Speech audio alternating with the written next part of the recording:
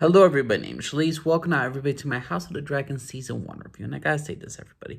House of the Dragon is a triumph return for Game of Thrones. Here's the thing. The Game of Thrones franchise was dead after Season 8. For some people, it was dead after Season 7. And it was gonna be a tough sell to even make a sequel or prequel to Game of Thrones, the TV show. Thing is, though, House of the Dragon is already better than all the Game of Thrones entire series. Because the fact is, there is an ending already written, planned. So in no way, shape, or form are we gonna get an abomination ending like Season 8. Season 1 of House of the Dragon was absolutely fan-freaking-tastic. This is a return to form, to good storytelling, to in TV writing in general. Because the fact is, this is the civil war that will tear the House of the Dragon apart. This is where the Targaryens will lose most of their strength and how the dragons will be wiped out. That is a history. There is a book about this.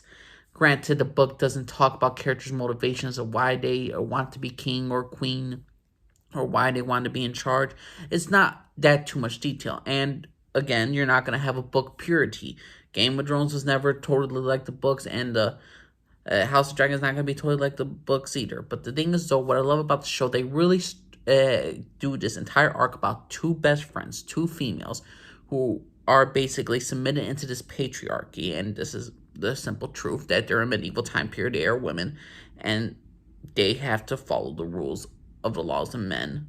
And the thing is, though, because of the situation they're put into, they will now have to fight each other. They will basically have to go to war with each other. And the beauty of it, of how they were once young best friends and how they will go to bitter rivals, is absolutely fan-freaking-tastic. It is amazing. There's Team Black versus Team Green. A man named Viserys loses the King Viserys. He loses his wife one day, and he names his daughter over his brother, and he names her heir, breaking centuries of traditions to put her on the throne. And the fact is, he marries her. But the thing is, though, even though he has his daughter as his heir, he marries his daughter's best friend, who is named Alicent. And she's manipulated by her father to go to the king to comfort him during the time of his grief. And Alicent and Rhaenyra are both different characters. You could say they're both different characters because how their father raised them. Viserys, you could say, is a more open-minded, more liberal, more progressive about certain things in the way of life, and he wants his daughter to have free will and all that stuff. And that's who she is, who Rhaenyra Targaryen is. She is a person that doesn't believe in the traditions of the old in many cases. She still will uphold it if she has to, but she basically is a different character compared to her best friend. Her best friend was raised kind of conservatively, like Queen Alicent. She's religious. She is stick by the rules. She doesn't believe in venturing out, and that's what made them such great friends. They helped each other to have a balance.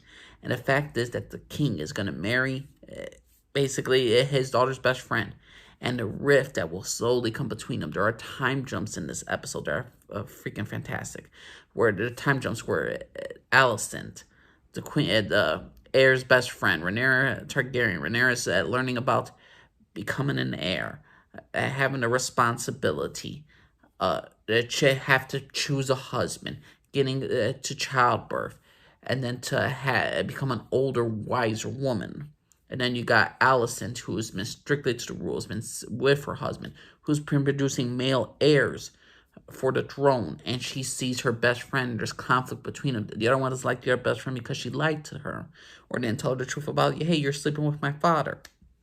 Then there's a situation where Rhaenyra swears on her legitimacy, on her mother's dying breath, on her mother's dying soul, that she never slept with her uncle. She remains a virgin. Her uncle never touched her, which in some cases is a lie.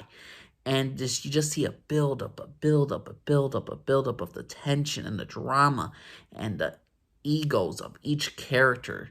And I just love this season of House of Dragon. This is absolutely a triumphant return of Game of Thrones, like I said, a billion times over, and this is utterly fantastic writing.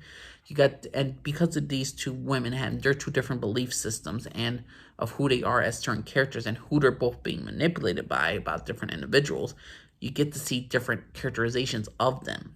And then you got the sides of which, and slowly but surely, when the time jumps are happening, you get to see their children becoming enemies with each other's children. Like Rhaenyra's children are not good friends with Alicent's children, and Alicent's children are not good friends with Rhaenyra's children.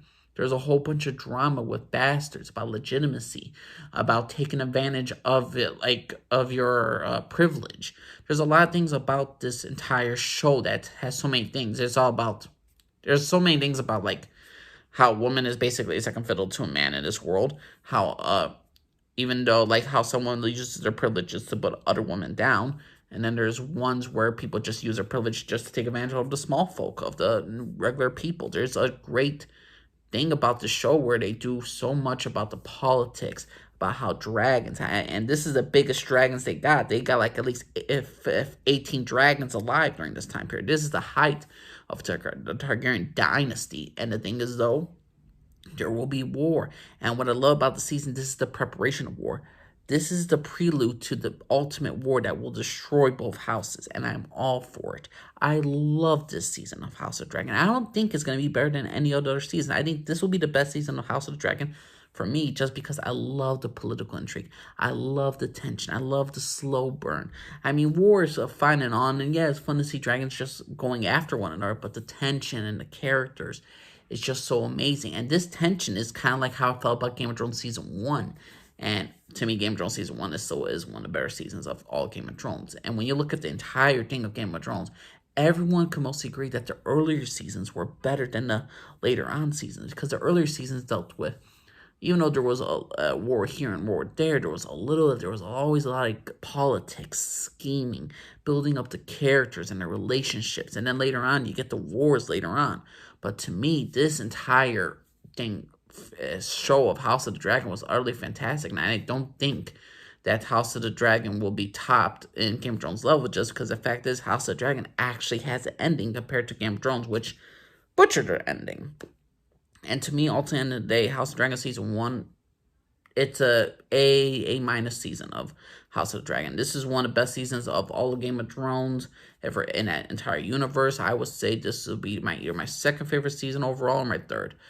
This was utterly fantastic. And again, patience, virtue, building up storylines, building up characters is so much more important to me than mindless battle scenes or brutal scenes like the Red Wedding and all that stuff. To me, those are great moments. But what makes this show also so great is that they focus on small characters.